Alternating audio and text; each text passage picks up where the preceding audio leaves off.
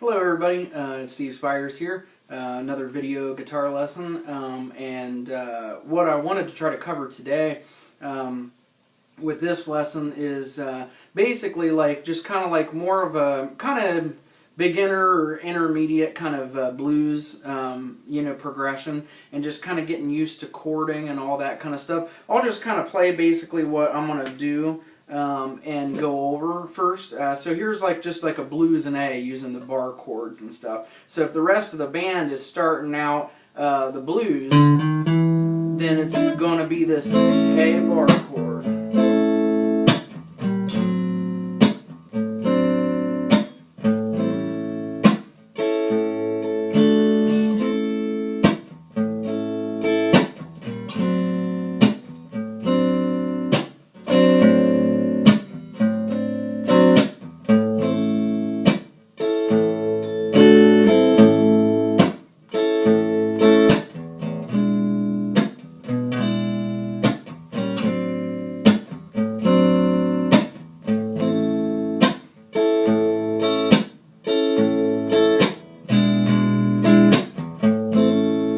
So just kind of like that. It's just kind of like a nice little kind of chording, easy blues thing. The chords are difficult depending on where you're at. They're kind of easy as you get more advanced, but if you're starting out, it's like they're really difficult. The first big thing there is the A bar chord. The A bar chord is one of those formations that you definitely want to make sure that you know, because it'll really come in handy. You can basically play every chord anybody would ask you to play if you know the bar chord formation. And the bar chord formation is basically just like the E chord formation, except if you had to switch your fingers and get the E chord formation with those three, and then because you're trying to bar and create that nut on like higher frets and everything. So basically what it is there is you're barring across all 6 strings, and I'm doing it on 5th fret, on 5. And then you get your middle finger on the 3rd string, and then you get the ring finger on the 5th string on 7, the fret it belongs to, and then the little finger is right underneath on the 4th string. And I'm going to show this diagram of it and maybe pause the video, because right now I just don't have the scanner up and running to be able to just email you guys anything like that. But basically just pause the video there and chart that down and make sure you got the A bar chord. And then now the next one, since I've got it here, is D7. That's what you're going to want right there, is D7. And everything. So basically from that, and then E7. So just make sure you're kind of pausing the video in those spots and charting that down yourself. Maybe you already know them, and so if you do, just kind of skip this and bypass this and all that. But basically what you're trying to do is to do either this easier blues progression that's up top there, that's got those written down, and you just pause the video and chart them down. And then going on, then you want to try to chart down and write down this blues progression there that's harder. And it's really the one that's more used. That's why I've got a star next to it. It's the one that's most used and everything. That's kind of the one that I was playing. I was still throwing in a little bit of other stuff, but that was basically the gist of it.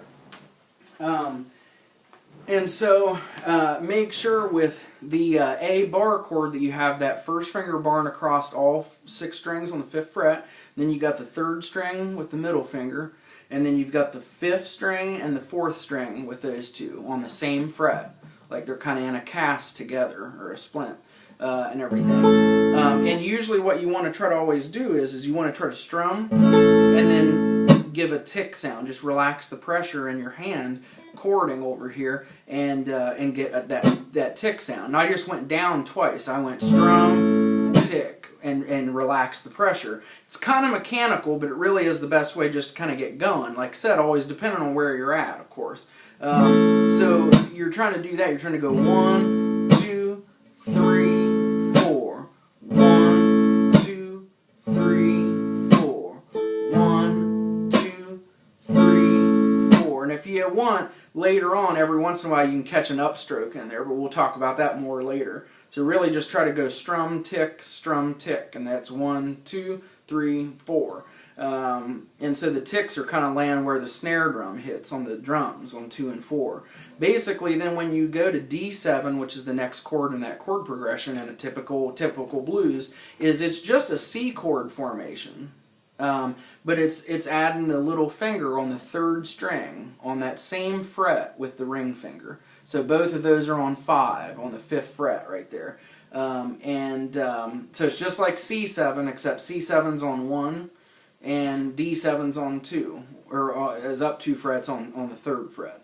And you want to try to do the same thing. Just make sure you're only hitting those 4 inside strings and going strum, tick, relax the pressure. And then back to the A bar chord.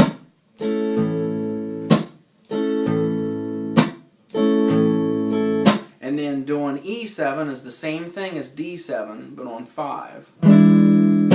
And you can take it down doing the harder chord progression. And then back to A, the bar chord. And then you've got the turnaround chord is E7. Same thing, just E7 going back to it to turn the blues back around. I'm going to keep this lesson short on account of another student coming, and so I need to be ready for that. But basically, one last thing that I wanted to say is on the practice pack under Texas Flood. Texas Flood, I played it in the key of G on the practice pack, like the Stevie Ray Vaughan version and everything. I played it in G, and you could play along with it. It would be a good one to chord with, to go along chording with me. It does have an intro on it, but that's listed in the booklet, you know. So you kind of let the intro kind of play itself out, and then you try to figure out, you know where to start the blues progression.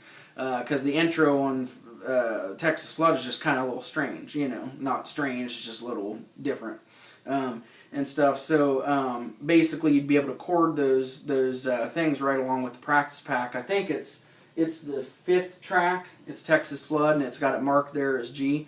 So just keep checking back, and I appreciate you for watching, and I will talk to you later, okay? Thanks. Bye.